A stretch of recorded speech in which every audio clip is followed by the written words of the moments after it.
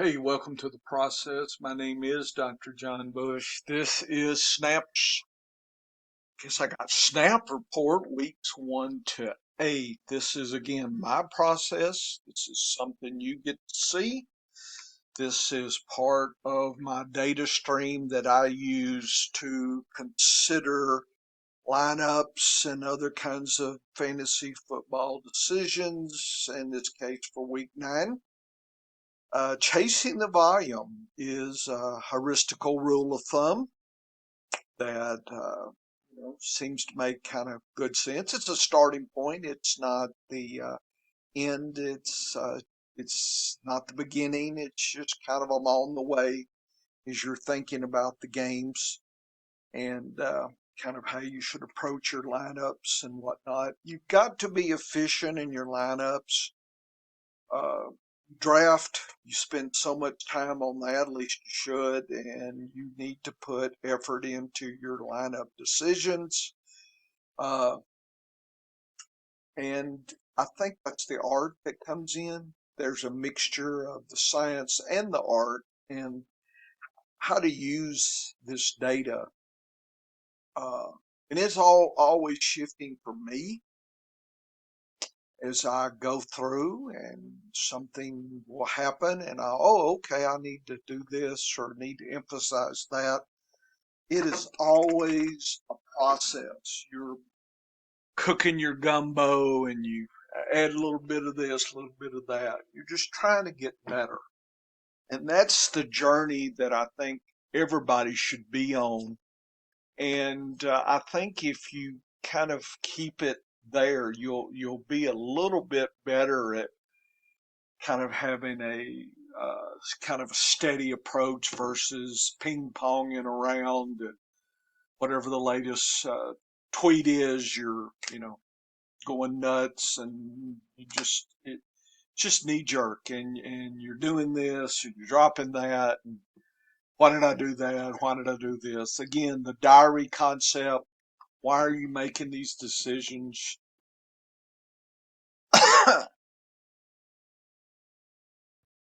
So anyway, let's I can go on and on, but I won't.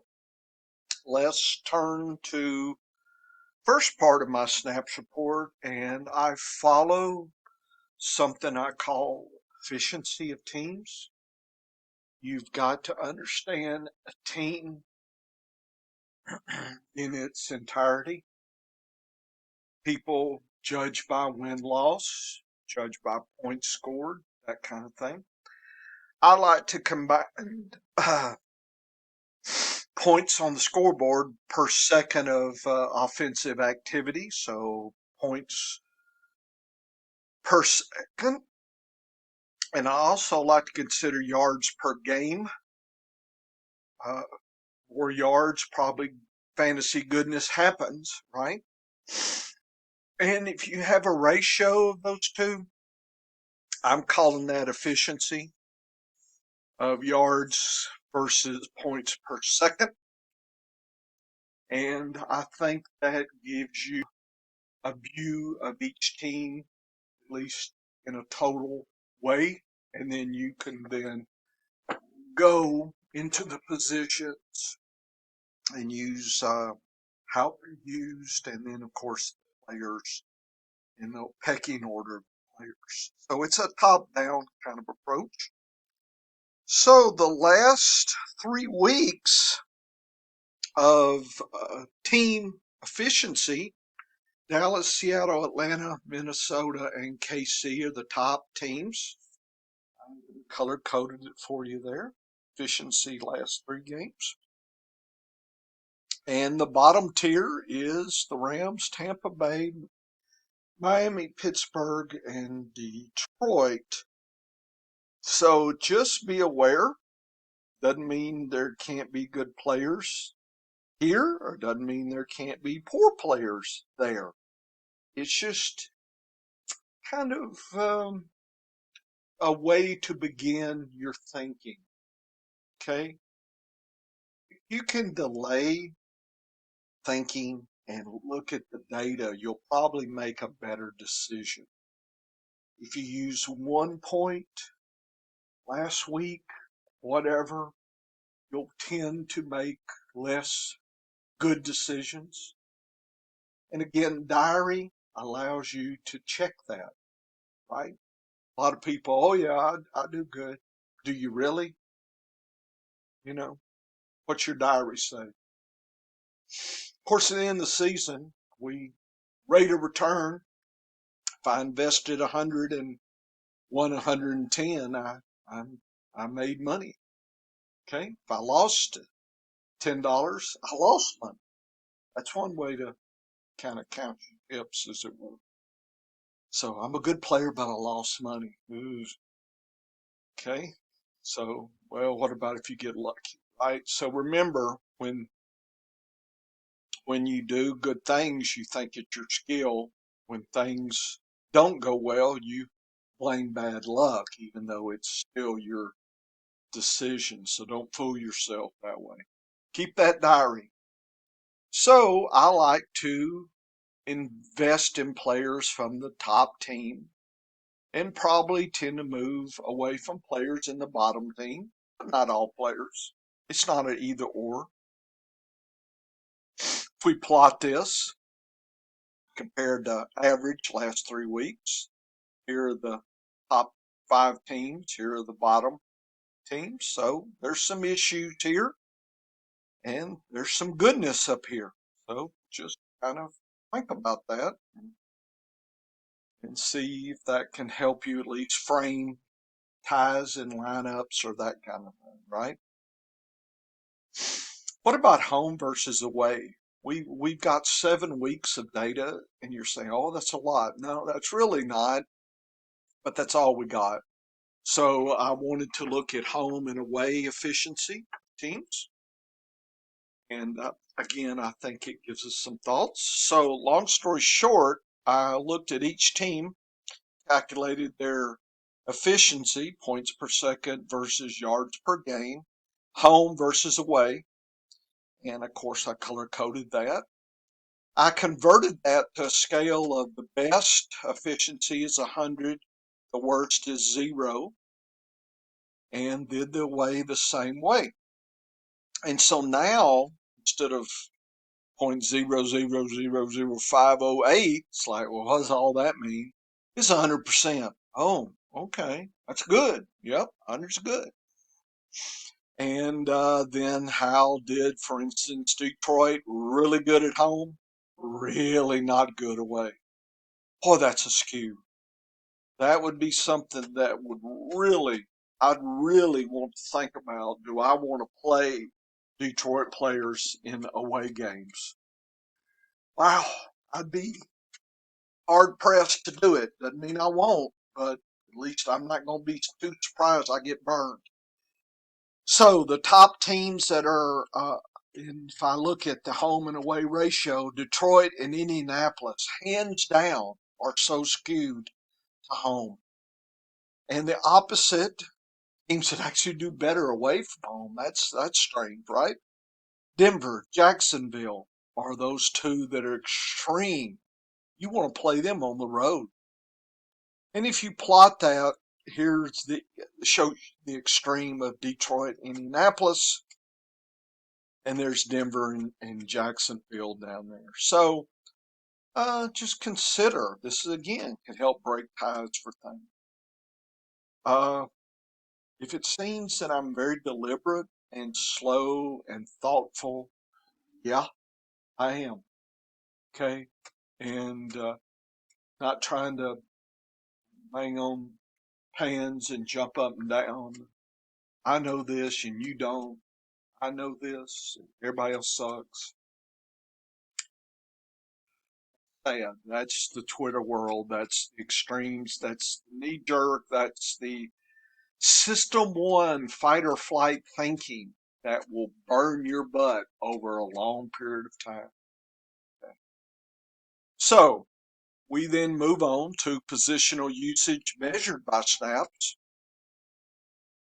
And let's look at the table first, and then I plotted, but let's look at the table. So I have 4 teams in each block. So Arizona, Atlanta, Baltimore, Buffalo. the position, running back, tight end, wide receiver. How are those scoring levels? Right, 100 to 0. So it's rare that any team would get above 60. It's just not going to happen. So look at Buffalo wide receivers. 57 is incredible. That's really good news. And then I measure using snap counts. Turn that in percent usage here. Okay, and so we can look across the team, not at players now, just kind of a little deeper. So Arizona, okay, uses its wide receivers, but scores better with its running backs. So that means its wide receivers very inefficient, at least in the last 4 weeks, versus running backs. Something to consider. Here's the snap average, last 4. Here's snaps average for all the running backs, tight ends, wide receivers.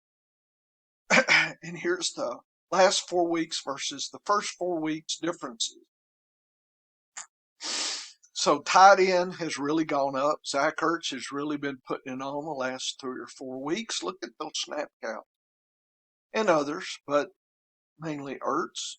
He's been scoring not as much as we would hope. So that is a problem.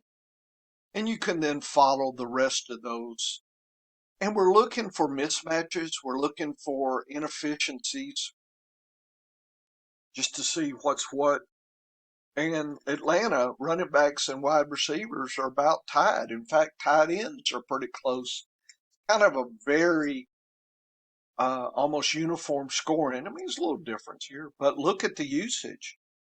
So they're heavily using the tight end, which is the worst scoring still. So I think people have time. Pitts would tell you that. Here's the metrics to back it up. This tells you kind of what you know, but it gives you the metric, right? It's not a guesswork anymore. You can look at that. Baltimore, Mark Andrews, look at that scoring level, 38 versus usage 30. That is nice.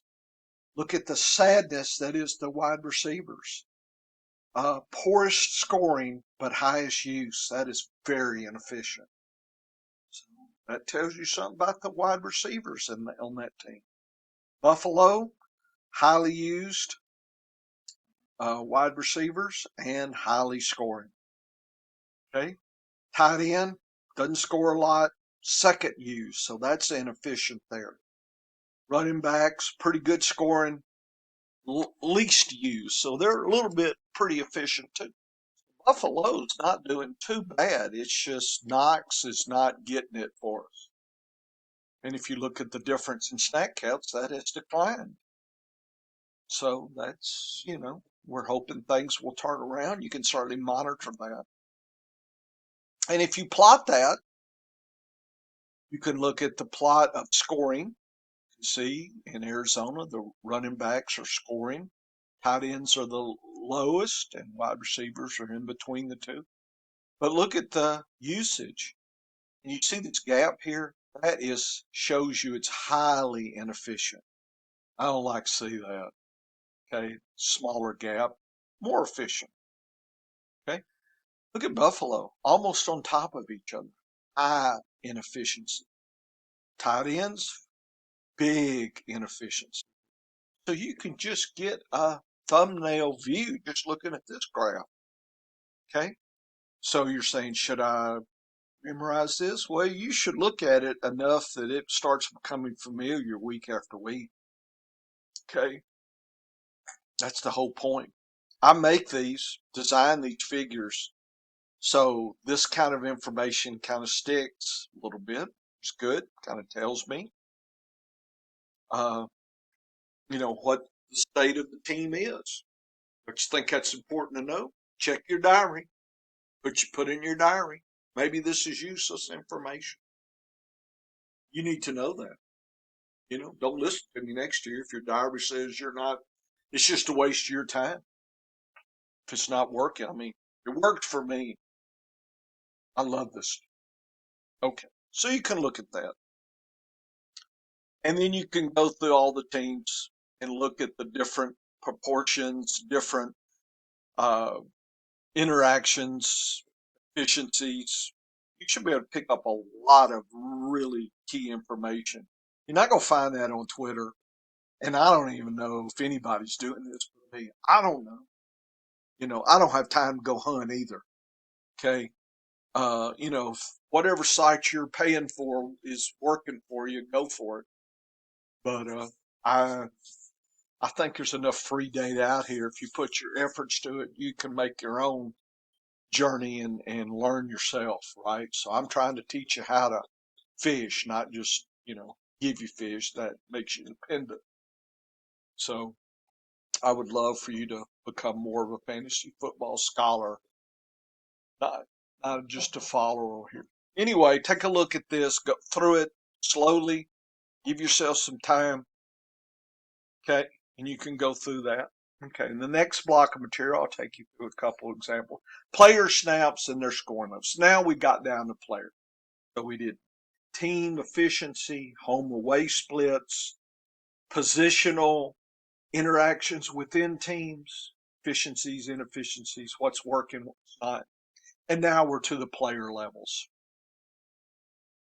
So here are the snap counts for the last 8 weeks.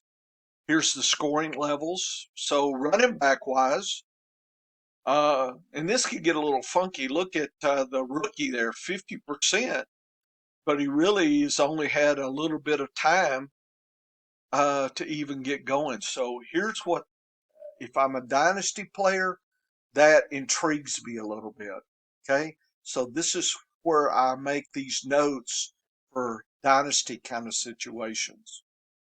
Here's Benjamin scoring pretty good. In fact, better than Connor, and been scoring really well. Don't know if Connor's coming back this year.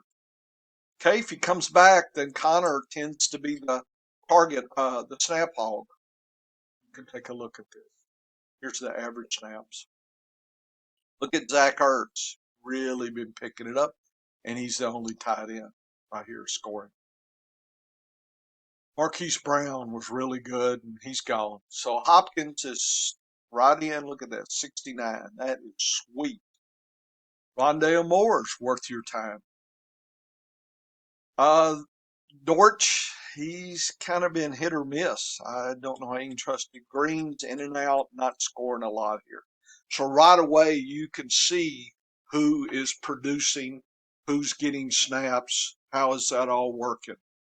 So for Dynasty, there's some information there. And for weak lineups, there's information here. You get patterns, see who's coming on, the pecking order. For if for instance, if Zach Ertz went down, then Trey McBride could have some value. It's hard to tell, but he's getting the second most snaps there. That kind of thing. So if AJ Green is gone, then Dortch becomes the third guy. Green is back. Dortch goes to number 4, which is interesting because Dortch has been scoring better than Green. So that's kind of an inefficiency there. So he may be somebody to in Dynasty to sock away a little bit. Maybe there's something there. So I believe this data, and certainly off season, I'm going to be looking at this and considering and thinking and making my, draft notes for next year. Okay, you'll have all this from this season. And again, keep your diary. Does this stuff help you? Hope it does. Oh, we'll do another one here. Cordell Patterson, hopefully he comes back. He still was the highest scoring, even he didn't have but 3 solid weeks. But you know what I thought, even when he was doing that, they were really keeping lots of other running backs in the mix too. That's a weird strategy here. Versus, Arizona had a clear kind of only 3 going here, but with Atlanta, sometimes you had 4. Look at this, even 5 going. I don't know. Is that a coach thing? Why you want to have 5 in the mix? I don't know. Makes it harder on us to see this stuff. There's Pitts, been scoring, uh, but he hadn't been scoring like he needs to. 45 is eh. London and Zacchaeus and Bird. Look at that. Bird scoring, outscoring all of them, and it's only just recently come in. I don't know if that's real. If you're in a deep league and you're just desperate, you might be somebody to take a gamble on. I don't know. Not too enamored with him, but yeah, it's done a little something. So anyway, that gives you an example of how I look at things. So you're going to have to go through, yeah, I'm not going to wipe your butt and tell you everything. Hey, if you want my data, here it is. If you want to put the effort in, do it. I don't give you the fire. I'll teach you to chop the wood. Then you get your own fire. That's why not a lot of people just not going to be serious with this. And that's fine. I'm not doing it for them because there's no money here. Okay. Uh, so this is just, I like to teach. I like to help people. So that's what I'm doing. There's nothing there. I could care less if there is, if I had 10 people and I helped, that'd be great. Okay.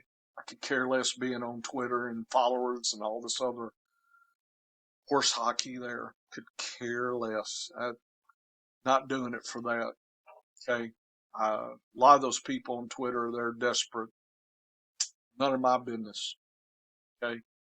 Okay, guys. I hope this gives you a little bit more insight, helps you out, but you got a lot of work to get going. Okay. Take care. Woo woo. Good luck. Week 9. We can do this. Oh, by the way, I will have my matchup data probably Saturday morning.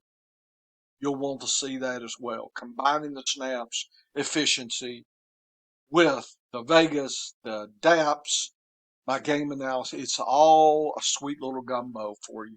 So we'll have more. You'll get to hear me run my mouth a little more. I know you're excited to think about it. Good luck.